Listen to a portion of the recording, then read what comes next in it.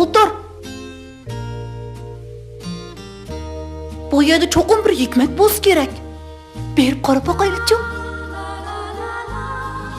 Hay, qarag'ana, avo ay ustida bir kichik perizat o'tirdi-ku. To'qildim, nima ish bu? Hay, uning bilan paranglashib boqaylikchi. Qo'lingdagi hikmatli kitobni ularga bergin.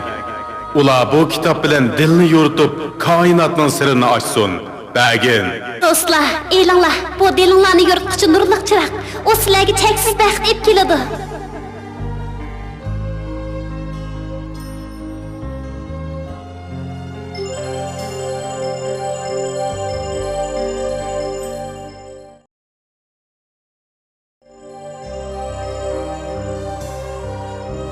Beringlar, buni tezdan boshqalarga yetkazinglar. Xayri xo'sh. Sizlarga omad tilayman baldirim. Sizlarga baxtiyor bo'lsin.